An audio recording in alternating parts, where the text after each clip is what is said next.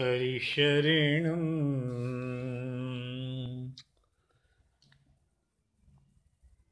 वाल्मीकि रामायण अष्टाधिक सप्तमः सर्ग। श्री राम के द्वारा रावण का वध।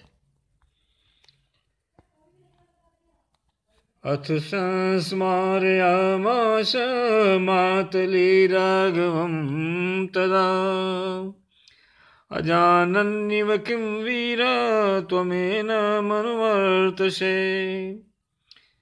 मातली ने श्री रघुनाथ जी को कुछ याद दिलाते हुए कहा, वीरवर, आप अनजान की तरह क्यों इस राक्षस का अनुसरण कर रहे हैं? यह जो अस्त्र चलाता है उसके निवारण करने वाले अस्त्र का प्रयोग मात्र करके रह जाते हैं। विसृजास्मै वधाय तमस्त्रं पैतामहं प्रभो विनाश कालः कथितो यह सुरैसो अद्य वर्तते। प्रभो, आप इसके वध के लिए ब्रह्मा जी के अस्त्र का प्रयोग कीजिए। देवताओं ने इसके विनाश का जो समय बताया है वह अब आ पहुंचा है। ततः संस्मारितो रामस्तेन वाक्येन मातलेः जग्राह सहस्रं दीप्तं निश्वसन्तमिवोरगं। मातली के इस वाक्य से श्री रामचंद्र जी को उस अस्त्र का स्मरण हुआ। फिर तो उन्होंने फुफकारते हुए सर्व के समान एक तेजस्वी बाण हाथ में लिया। यम तस्मै प्रथमं प्रादादगस्त्यो भगवान् ऋषिः ब्रह्मदत्तं महद्बाणं वौघं युधे वीर्यवान्। यह वही बाण था जिसे पहले शक्तिशाली भगवान अगस्त्य ऋषि ने रघुनाथ जी को दिया था। वह विशाल बाण ब्रह्मा जी का दिया हुआ था और युद्ध में अमोघ था। ब्रह्मणा निर्मितं पूर्वमिन्द्रार्थममितोजसा दत्तं सूरपते पूर्वं त्रिलोकजयकांक्षिणः। अमित तेजस्वी ब्रह्मा जी ने पहले इंद्र के लिए उस बाण का निर्माण किया था और तीनों लोकों पर विजय पाने की इच्छा रखने वाले देवेंद्र को ही पूर्व काल में अर्पित किया था। यस्य वारजेषु पवनः फले पावक भास्करो शरीरमाकाशमयं गौरवे मेरुमंदरो। उस बाण के वेग में, वायु की धार में, अग्नि और सूर्य की शरीर में, आकाश की तथा भारीपन में मेरु और मंदराचल की प्रतिष्ठा की गई थी। जाज्वल्यमानं वपुषा सुपुंखं हेमभूषितं तेजसा सर्वभूतानां कृतं भास्करवर्चसं साधूममिव कालाग्निं दीप्तमासे विशोपमं नरनागास्ववृन्दानां भेदनं क्षिप्रकारिणं। वह संपूर्ण भूतों के तेज से बनाया गया था। उससे सूर्य के समान ज्योति निकलती रहती थी। वह सुवर्ण से भूषित, सुंदर पंख से युक्त, स्वरूप से जाज्वल्यमान, प्रलय काल की धूम युक्त, अग्नि के समान भयंकर, दीप्तिमान, विषधर सर्प के समान विषैला मनुष्य, हाथी और घोड़ों को विदीर्ण कर डालने वाला तथा शीघ्रतापूर्व लक्ष्य का भेदन करने वाला था। द्वाराणां परिघाणां च गिरीणां च विभेदनम् नानारुधिरदिग्धांगं मेदोदिग्धं सुदारुणं वज्रसारं महानादं नानासमिति दारुणं सर्वमित्रासनं भीमं स्वसन्तमिव पानगं कङ्कगृद्धबकानां च गोमायुगगणरक्षसां नित्यभक्ष्यप्रदम युद्धे यमरूपम भयावहम। बड़े बड़े दरवाजों, परिघों और पर्वतों को भी तोड़ फोड़ देने की उसमें शक्ति थी। उसका सारा शरीर नाना प्रकार के रक्त में नहाया और चर्बी से परिपृष्ट हुआ था। देखने में भी वह बड़ा भयंकर था। वज्र के समान कठोर महान शब्द से युक्त, अनेकानेक युद्ध में शत्रु सेना को विदीर्ण करने वाला, सबको त्रास देने वाला था। फुफकारते हुए सर्प के समान भयंकर था। युद्ध में वह यमराज का भयावह रूप धारण कर लेता था। समर भूमि में कौवे, गीद, बकुले, गीदड़ तथा पिशाचों को वह सदा लक्ष्य प्रदान करता था। नंदनम वानरेन्द्राणाम रक्षसामवसादनम वाजितं विविधैर्वाजैश्चारुचितैर्गरुत्मनः। वह शायक वानर युद्धपतियों को आनंद देने वाला तथा राक्षसों को दुख में डालने वाला था। गरुड़ के सुंदर विचित्र और नाना प्रकार के पंख लगाकर वह पंख युक्त बना हुआ था। तमुत्तमेषुम लोकानां इक्ष्वाको भयनाशिनम् दिशतां कीर्तिहरणं प्रहर्षकरमात्मनः। अभिमन्त्र्य ततो रामस्तं महेशं महाबलः वेद प्रोक्तेन विविधा संदधे कार्मुके बलि। उस उत्तम बाण समस्त लोकोत्था इक्ष्वाकु वंशियों के भय का नाशक था, शत्रुओं की कीर्ति का अपहरण तथा अपने हर्ष की वृद्धि करने वाला था। उस महान सायक को वेदोक्त विधि से अभिमंत्रित करके महाबली श्री राम ने अपने धनुष पर रखा। तस्मिन् संदेयमाने तु राघवेण सरोत्तमे सर्वभूतानि संत्रेसुश्च चाल च वसुंधरा।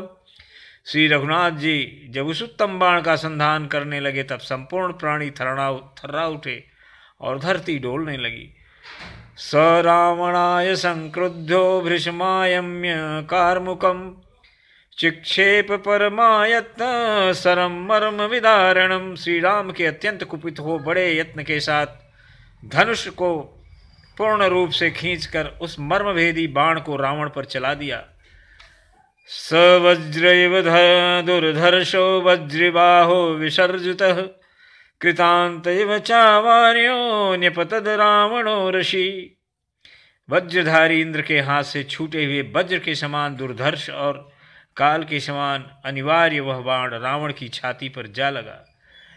सवृशिष्टो महावेग शरीरांत करः परः विभेद हृदयं तस्य रावणस्य दुरात्मनः। शरीर का अंत कर देने वाले उस महान वेगशाली श्रेष्ठ बाण ने छूटते ही दुरात्मा रावण के हृदय को विदीर्ण कर डाला। रुधिराक्त शवेगेन शरीरांत करः शरः रावणस्य हरन प्राणान विवेश धरणीतलम। शरीर का अंत करके रावण के प्राण हर लेने वाला वह बाण उसके खून से रंग कर वेग पूर्वक धरती में समा गया। ससरो रावणम हत्वा रुधिरार्ध कृतच्छविः कृतकर्मावृतवत सतूणिम पुनराविशत। इस प्रकार रावण का वध करके खून से रंगा हुआ वह शोभाशाली बाण अपना काम पूरा करने के पश्चात पुनः विनीत सेवक की भांति श्री रामचंद्र जी के तर्कस में लौट आया। तस्य हत्वाध तस्यासु कार्मुकं तत्सयाक ससायकम निपपात सह प्राण भ्रश्यमानस्य जीवितात। श्री राम के बाणों की चोट खाकर रावण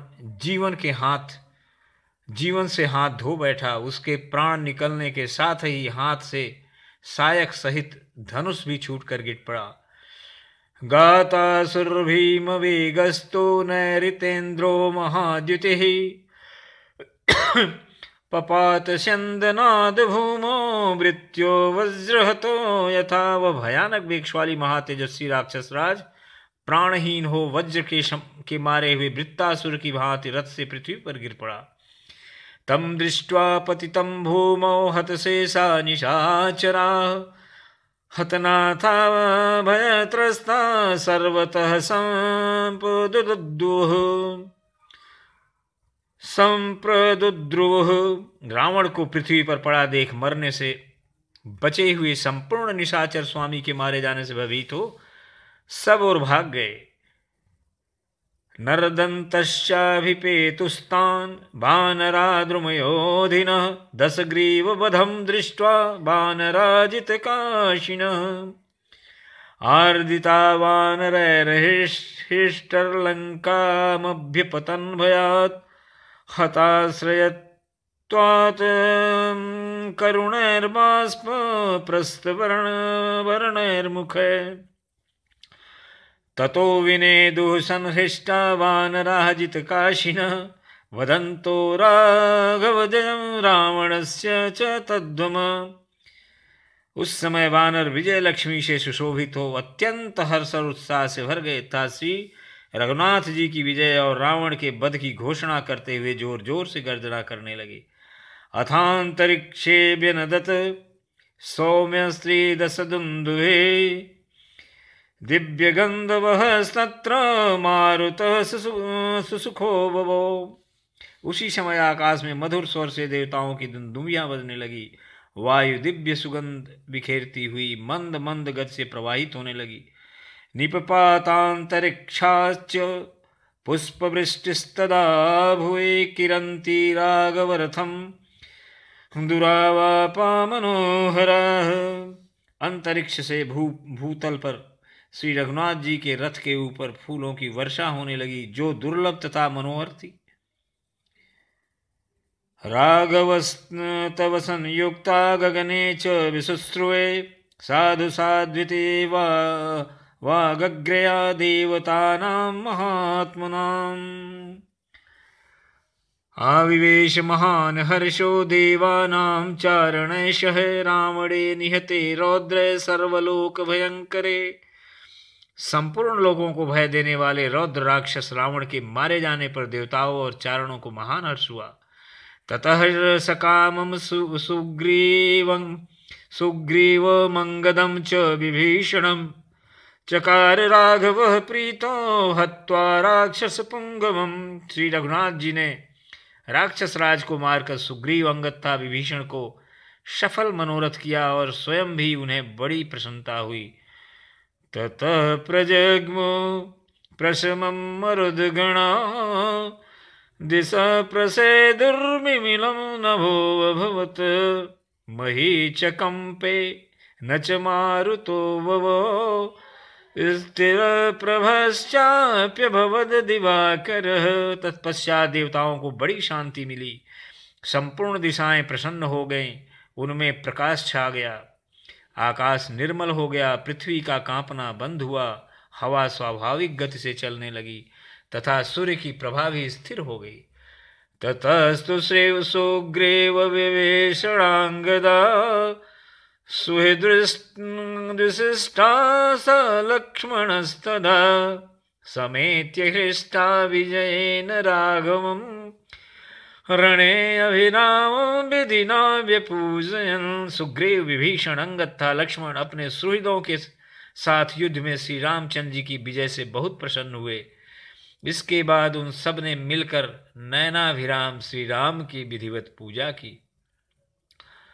स तो निहत रिपो स्थिर प्रतिज्ञा स्वजन बलाभिवृतो रणे बभूव रघुकुल नृपनंदनो महोजास्त्रे दस गणैरभिसंवृतो महेंद्र। शत्रु को मारकर अपनी प्रतिज्ञा पूर्ण करने के पश्चात स्वजनों सहित सेना से घिरे हुए महातेजस्वी रघुकुल राजकुमार श्री राम रणभूमि में देवताओं से घिरे हुए इंद्र की भांति शोभा पाने लगे। इत्यार्षे श्रीमद् रामायणे वाल्मीकि आदि काव्ये युद्धिकांडे अष्टाधिकशततमः सर्गः। जय श्री राम।